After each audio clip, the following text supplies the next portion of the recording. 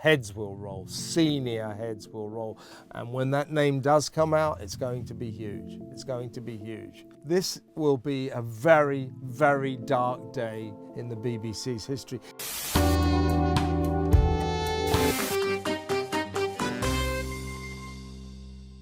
Hello, I'm Kevin O'Sullivan, and this is a special edition of Beebwatch as the crisis surrounding a major star who allegedly paid a vulnerable teenager thousands of pounds for sordid sex pictures escalates.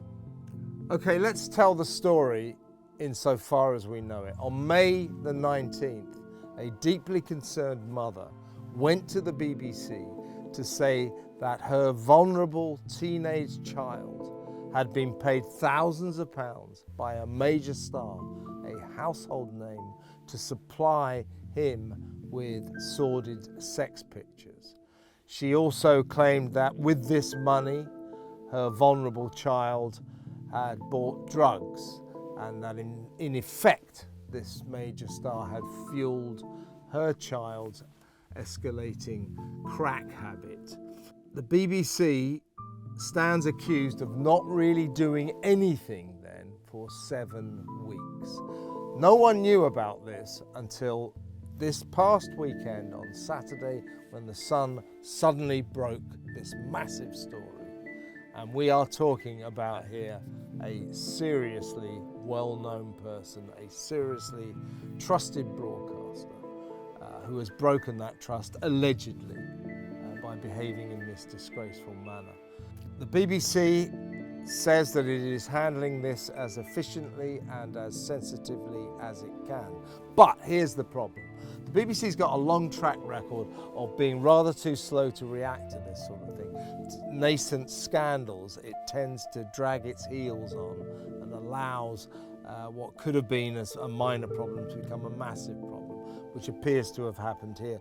After 7 weeks of inactivity, this mother went to the Sun newspaper, where, it is important to stress, she took no money for her story. She said to the Sun, "I'm coming to you because I don't seem to be able to get the BBC to do anything." And what she said was the story that I've told you. One of your stars has corrupted my kid, has given my kid thousands of pounds for sordid sex pictures. These allegations are extremely serious. The police have been informed, and it is incumbent upon the BBC in this extremely delicate situation not to put a foot wrong. But this mother, after 7 long weeks, said, "I'm getting nowhere with the state broadcaster, I'm going to the papers." Now, when this story appeared in the Sun on Saturday, suddenly the state broadcaster, the BBC, was all activity. They've gone into overdrive now, launching a very full investigation. They say they were already investigating it, but now they've become very proactive. They say they take the allegations very seriously, as they actually should do.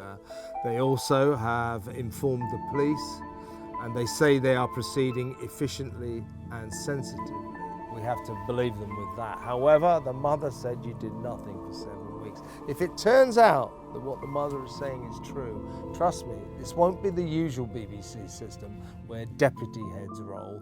Heads will roll, senior heads will roll, because this has always been the problem with the BBC historically.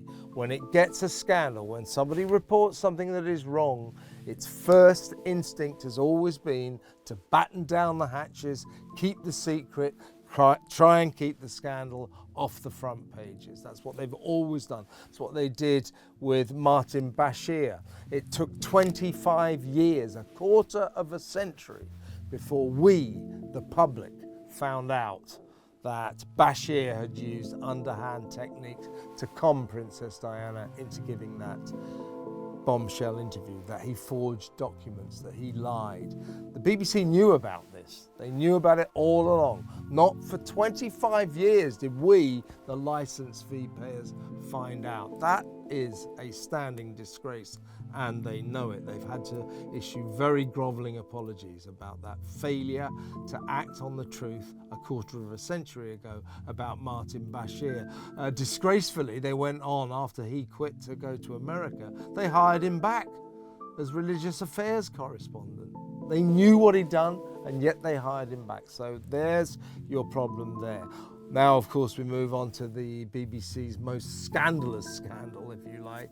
That's Jimmy Savile, where it is alleged that for many years that Monster's activities were protected by the BBC, that they sat on them. Lots of people at the Beeb, they say, knew about what Savile was up to. As a Fleet Street reporter, I'd heard the rumours. We couldn't stand them up. We couldn't get them confirmed. The BBC knew nothing about it. In the end, the rumours, the stories about Jimmy Savile became so prevalent that even the flagship programme of the BBC, the flagship news programme, Newsnight, launched their own investigation. Guess what? They did establish that Jimmy Savile, former Radio 1 DJ, host of Jim Will Fix It, Big Smash Hit Show, was a prolific sex offender. Newsnight established all of this, and they were going to run the story. Fair play to the BBC, they wanted to be open and honest about their own man. Well, at least Newsnight did. Guess what? When Newsnight scheduled this report to run on the programme, it was axed, it was suppressed. This was a massive scandal, and when that emerged, heads did roll. It stands as a permanent cloud over the history of the BBC. So this has always been the BBC's problem. When it sees a scandal, its first instinct, like a lot of organisations to be fair, is to protect itself. Let's make sure this doesn't get out. Let's keep this secret. Well, it's a publicly funded organisation. We pay for it, £159.50 a year. They owe us a debt of honesty and transparency, and in the past, they have let us down on this front. So now we have this new scandal, which many of us know who this person is. We know who this famous broadcaster is. And when that name does come out, it's going to be huge. It's going to be huge. But they stand accused of once again dragging their heels for 7 weeks. Now, there may be reasons for that, but if it is just the traditional BBC way, let's not make a thing of this. Let's keep quiet about it. Let's hope it goes away. Ooh, 7 weeks, you know, come on, don't move too much on it. Honestly, this will be a very, very dark day in the BBC's history. You would have thought, from their past experiences with Martin Bashir, with Savile, there are other examples as well, that they would have learnt their lesson. No more dragging your heels, no more not reacting swiftly. But if the stories are true about what's happened this time, they've done it again. They haven't reacted swiftly. They haven't reacted vigorously enough. And I suspect there are a lot of people very worried at the BBC right now. They can't carry on like this. They really cannot. However, once again to stress, we do not know yet exactly what has happened. For all we know, the BBC has behaved impeccably in this. And I must also stress, for all we know, the man at the centre of these allegations, the man at the centre of this alleged scandal, he could be innocent. There is much still to come from this, but I do believe that bubbling under, we have something massive going on here. Watch this space.